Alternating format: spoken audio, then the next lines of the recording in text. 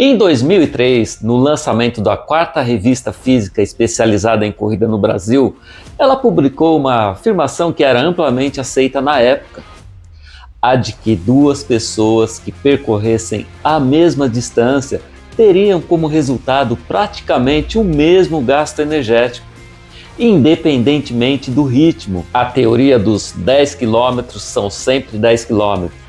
E a ideia era simples. Ela dizia que era um erro pensar que o corredor mais rápido consumisse mais calorias e que, sem dúvidas, era só uma questão de tempo de corrida. E seguia assim: gasta-se a mesma quantidade de calorias correndo em ritmo forte ou 10 km em ritmo lento. A diferença é que correndo rápido gasta-se entre 30 e 40 minutos para completar o percurso, contra 50 a 60 minutos em um ritmo mais lento. Durante muito tempo, e apoiado em fisiologistas do exercício renomados mundialmente, como McArdle, esse conceito fez muito sentido. Mas o que é que pensamos hoje sobre isso? Bem-vindos, porque hoje estamos inaugurando uma nova série de vídeos dentro da nossa 7ª playlist, Como Era e o que Sabemos Hoje. Essa ideia não surgiu do nada, mas com a seguinte base fisiológica. Durante muito tempo, a fisiologia do exercício entendia que grande parte do gasto energético da corrida estava relacionada ao simples ato de transportar a massa corporal por uma determinada distância. Em outras palavras, mover um corpo de 70 kg por 10 km exigia uma quantidade relativa previsível de energia, independentemente da velocidade utilizada. Essa lógica ajudou a popularizar a ideia de que 10 km são sempre 10 km.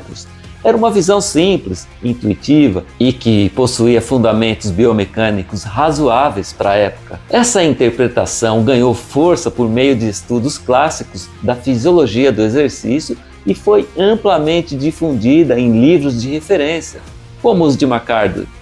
Leitura obrigatória para estudantes e profissionais da área. Treinadores, revistas especializadas e corredores passaram a repetir essa ideia durante muitos anos.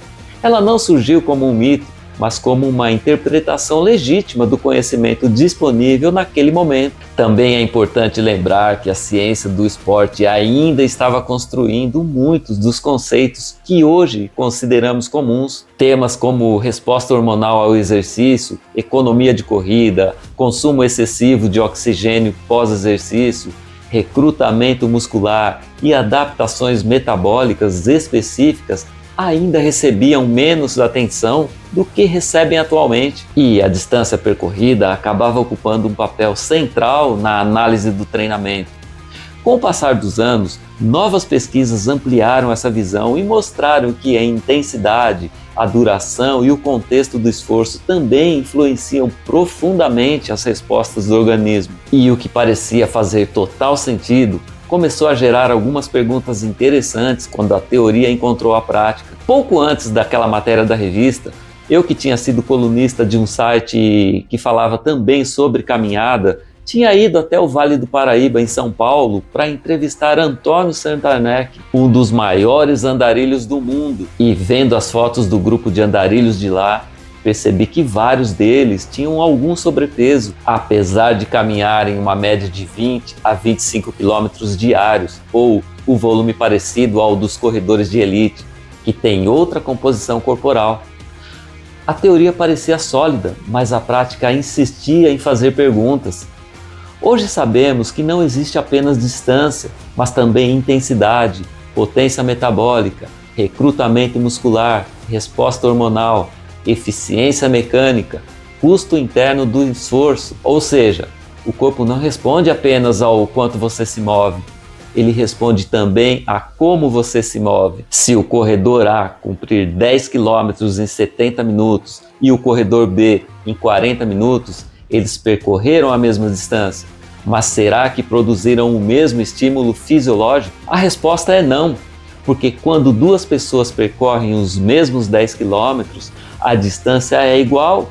mas o que acontece dentro do corpo pode ser bastante diferente. Um corredor que completa os 10 quilômetros em ritmo mais forte normalmente impõe uma demanda cardiovascular maior. O coração precisa bater mais rápido e bombear mais sangue para transportar oxigênio aos músculos que estão trabalhando em intensidade mais elevada. A ventilação também aumenta. A respiração se torna mais profunda e frequente para fornecer o oxigênio necessário e remover o gás carbônico produzido em maior quantidade durante o esforço. Além disso, a utilização de combustíveis energéticos muda.